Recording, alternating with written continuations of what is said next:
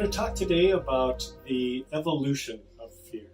So we talked in a recent video about how fear or how the stress response happens in nature. Talked about how a gazelle in Africa would respond if being chased by a cheetah and almost killed by a cheetah. And we have a lot to learn from the natural world, but I want to talk today about what's the deal with us human beings? Why do we have such a hard time reacting in a healthy way to stress and fear? And how have we come to this point where 1 in 5 people every year in our country is diagnosed with an anxiety disorder? So if you go back to, or if you study this area called evolutionary psychology, which I think is really interesting. So it's a way of looking at how we have evolved and why there are traits such as being more vigilant and maybe reacting more quickly to fearful stimuli. And what that suggests is that some people are just more wired for reacting in a fearful way. And there may have been an adaptive aspect to that historically.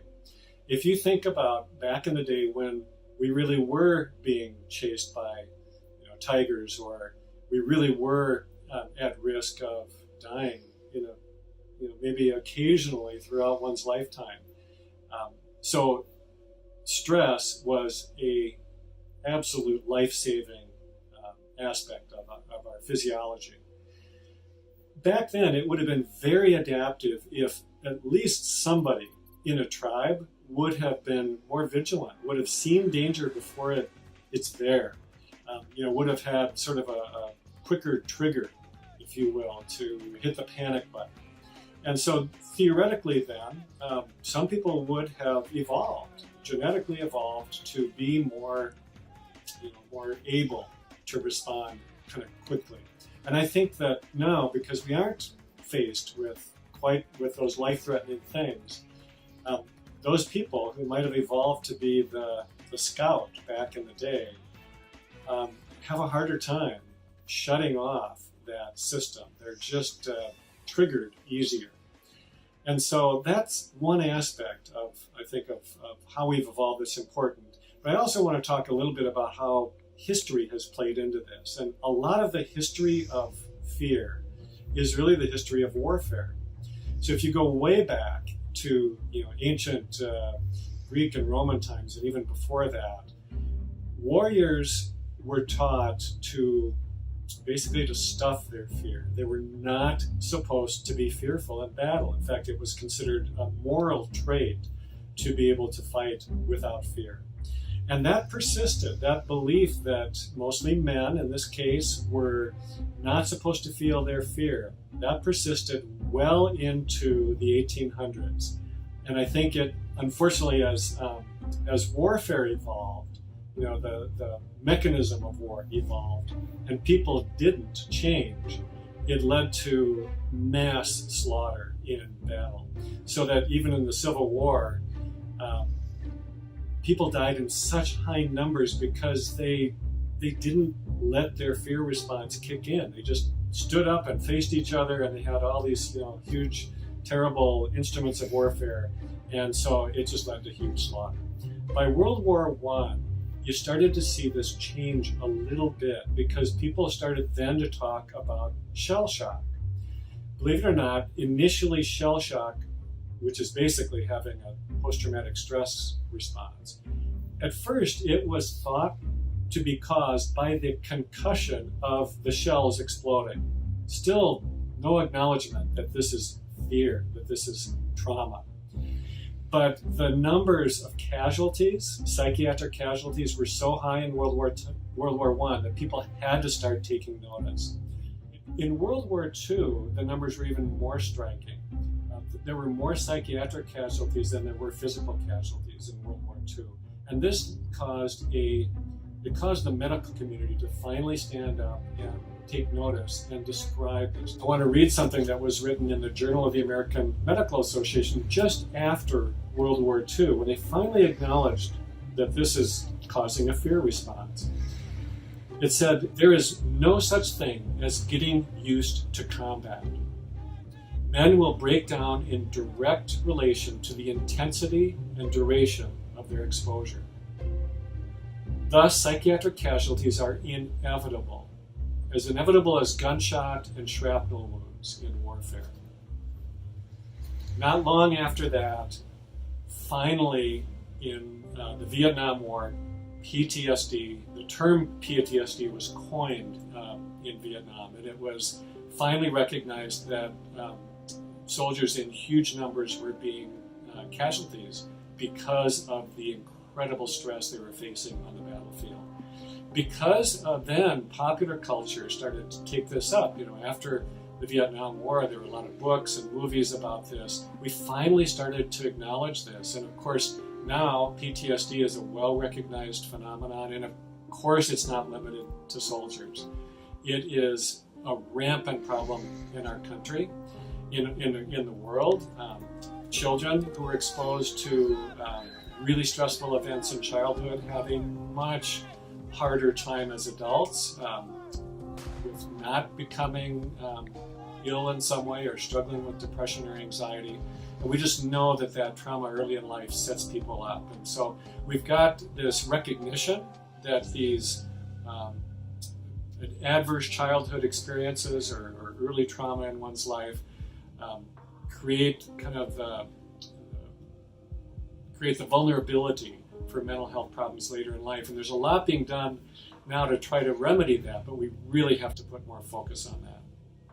I also want to just mention that there is a phenomenon among humans that is really important to our understanding of fear and how to work with it, and that is that humans have the unique capacity not only to think about things and create stress by thinking, but also to share that thought with one another. And this may be what has allowed Homo sapiens to thrive when other species fell by the wayside.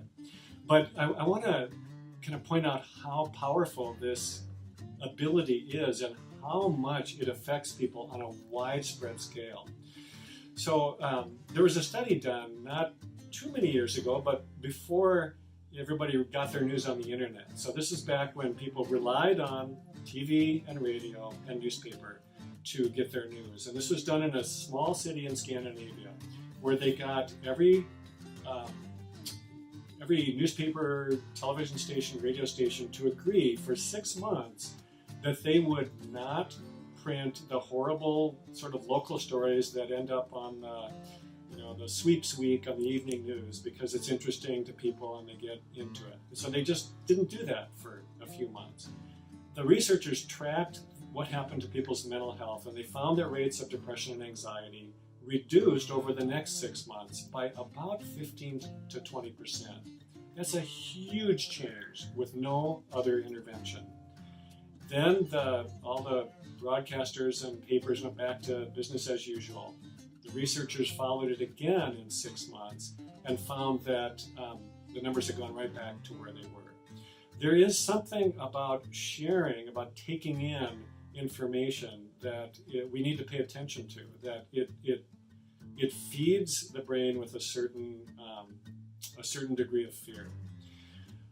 Many people remember, or at least remember reading about War of the Worlds when that came out as a radio show. We know now that in the early years of the 20th century, this world was being watched closely by intelligences greater than man's. And people listen to it, and it talks about Martians invading. But some people turned this on and did not realize that this was just a show, that this was fiction. And it created this huge epidemic of fear. It was a panic across the country. And a more recent example of this was from the stock market crash of 2008. And if you remember that, many of us remember going through that, how the panic of financial markets collapsing, how that panic spread, and how panic then kind of creates the thing that that people are fearful of. I want to read to you then something that Larry Summers wrote just after that collapse. And at the time he wrote this, he was an economic advisor to President Obama. This was written in March of 2009. Greed gives way to fear, and this fear begets fear. This is the paradox at the heart of the financial crisis. In the past few years, we've seen too much greed and too little fear. Today, however, our problem is exactly the opposite. It is this transition from an excess of greed to an excess of fear that President Roosevelt had in mind when he famously observed that the only thing we had to fear was fear itself. It is this transition that has happened in the United States today. So there are lots of things that can create fear if we're paying attention, if we're taking that in. And it's important to remember that we share this at the level of thought. We're able to spread fear through thought in very fast, very rapid ways. All the more reason we need to learn how to protect ourselves. We need to learn how to filter what we take in, at least a little bit, and how to recognize that this is happening at the level of thought. It does not mean that everything that we fear is real.